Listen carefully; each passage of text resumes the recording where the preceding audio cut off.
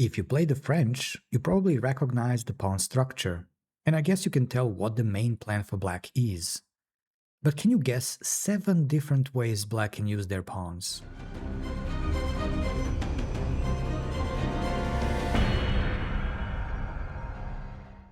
The first and most fundamental idea is to put pressure on the base of white's pawn chain with c5.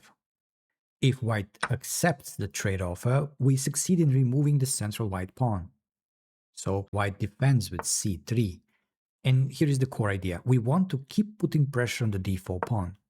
And we can see that clearly in this variation, where black simply places the knights to attack the same pawn. White is playing everything that looks perfectly sensible. Knight f3, bishop e2. And yet white's center is already gone. Well, in most cases, we're not really winning the pawn. We're just trying to make white use a lot of pieces protecting it.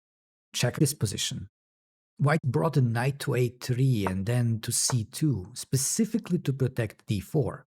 And now after queen a5 check, bishop d2, queen b6, and bishop c3, the enemy pawn is suddenly surrounded by a whole bodyguard team. And that's actually one of the big strategic ideas. You don't necessarily have to win the pawn. If white's pieces are tied to defending it, you've already achieved something. But what to do after white defends the d4 pawn really well? Then we change the target, and instead of attacking the base of the pawn chain, we can attack the top of it with f6. This way, we are not only fighting for space, we are also opening the f-file for the rook. And if we manage to get rid of the e5 pawn, even the d4 becomes easier to target. And there's one more interesting detail. With the f-pawn gone, the light square bishop gets a new route. It goes to e8 and then to h5. So f6 is doing quite a lot at once, and that's why it is such a natural follow-up to the main idea, which is targeting the d4 pawn. Now, I know it doesn't look nice at first. Our pawn on e6 turns backward, and it seems that we are weakening our king. But that's actually a bit of an illusion. Firstly, the king's position doesn't really get worse. In fact, it's more safe, because if we remove the e5 pawn, white's space advantage and attacking chances on the king's side are practically gone. And once the f-file opens, our pieces, especially the heavy pieces, become much more active. Just look at the rooks. Our f-rook suddenly has a much more useful job than white's rook on f1. So actually, the king of white is the only one that potentially gets in trouble, as in this specific position where black can sacrifice on f3. When it comes to the e6 pawn, it does turn backward. But look what happens to the white's pawn on d4. It turns isolated. And between those two, usually a pawn closer to the enemy camp is more exposed and potentially in a more dangerous situation. We shouldn't forget that the e5 square suddenly becomes an outpost for white, and we need to keep an eye on it with our minor pieces. So don't feel anxious playing f6, just make sure you play it at the right moment, and when white's pieces are tied down to the d4 pawn, the conditions for f6 couldn't be better. They're not able to attack our backward e6 pawn, or make use of the e5 outpost. Now we're moving a bit away from the mainstream territory, because when I show this move on the board, most of the experienced French players will turn their head in disbelief, because in the great majority of cases, playing c4 is a patzer's move. On the one hand, it's attractive because it gains space on the queen side and forms this long pawn chain. But at the same time, it super secures white's pawn chain, which is typically more important than black's, because it cuts through the center. Knowing that, why would black ever push the pawn to c4? Well, sometimes c4 push works surprisingly well, especially if you have an idea to castle queenside. Oh yeah, black can castle long in the French, but first you have to make sure there is hardly any attacking possibility for white on that side. For example, in the Winnever French, where white ends up with doubled c-pawns. You can see the semi-open file for white, but it easily gets blocked by the b-pawn. And if white wants to break it with the a-pawn, it gets blocked as well, and the attack is simply not there. Another example of combining castling long and playing c4 can be seen in this quite popular variation of the advanced French, where black uses the fact that white played an early a3 to restrict the queen side with c4. Now it's much harder to break on the queen side with b3, especially after the knight a5 and knight b3 maneuver. This means no attack for white against black king on the queen side, and black is ready to launch their own on the king side where white typically castles. Now we are moving to another pawn idea that can look pretty crazy at first, and I've actually met this in a rather weird Morozevich variation of the Tarrasch.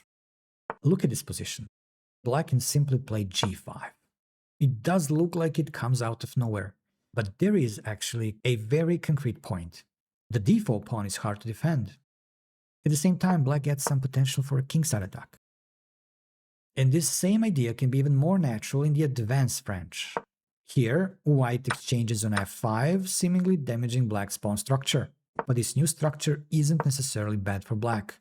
The d5 pawn is isolated, but the bad bishop is now a bit more forward on e6, and it defends the weakness quite well. At the same time, the f5 pawn practically invites its neighbor to join it on the 5th rank. So playing g5 is actually a very natural response here. Then f4, and you see the light square bishop is actually turning into a very nice minor piece, while black is suddenly attacking on the king side. There's also a much more famous example in the close Tarrasch. Here, white has spent tons of moves in the opening playing with pawns, and black says, okay, you've taken all this space, now let's see if you can actually defend it.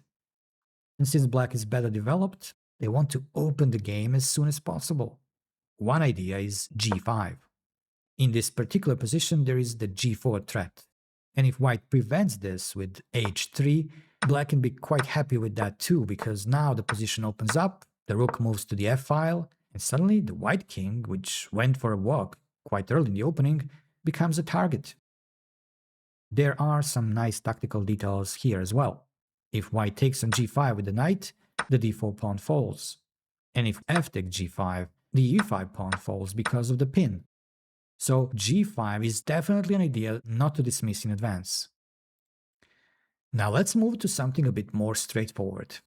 The idea seems really simple. We want to trade our bad bishop for one of white's best minor pieces. So we look at this and think, okay, perfect. Let's play b6 and bishop a6. Maybe we even start feeling quite pleased with ourselves. We go for a little walk around the table, check a couple of other games, come back to the board, and suddenly realize that we are about to lose a piece because white has queen a4 check. So we have to be careful with this. We can make b6 work, but we need to prepare it. We can castle first or play a5, giving the bishop an extra defender on a6. Or we can put a queen on d7 to prevent queen a4. But the idea itself makes perfect sense, strategically. The real question is simply, do we have time to organize it? Because meanwhile, white might start putting pressure on us. And a similar idea is hidden behind another move that can look pretty ridiculous at first. So, what's the point behind it? In the advanced French, black can play it surprisingly early, because there is an idea to get rid of the typical French bishop with bishop b5. It may be a perfectly sound plan, but we cannot ignore how many moves we have to invest in making it happen. Same as what we said about the b6 and bishop a6 idea. But there is another way we can use a6 in the French. In the Steinitz variation, black often plays it with a completely different idea, to start a pawn storm on the queen side, especially if white is thinking about castling long. But if white decides to castle short, after b4, which comes with tempo, we play a5 and finally bishop a6. And you see, we end up trading the bad bishop again. Finally, let's look at one more pawn idea. And this time it's not a pawn push at all. It's simply taking on d4. Most beginners aren't really sure when this capture is useful, and often they think it doesn't matter much. But there is actually a very simple little trick you can use. Just look at white's queenside knight. If it's still on b1, don't be too quick to take on d4. But if that knight is already developed, then the exchange often makes much more sense. Because if the knight is still on b1 and we exchange the pawns, white can simply develop it to c3. And that's exactly what we don't want. We'd much rather see this knight go to a3 or d2. That way it blocks white's queen, which is one of the pieces helping to defend the d4 pawn. So if the knight is still on b1, keeping the tension on c5 can actually be quite useful. And if the knight has already moved, then taking on d4 becomes much more attractive. So these were 7 pawn ideas from the French, and it's pretty amazing how much direction you can give the game just by moving a pawn. Change the structure, create a target, open a file, activate a piece, or decide which side of the board you're going to play on. Quite a lot of work for one little pawn.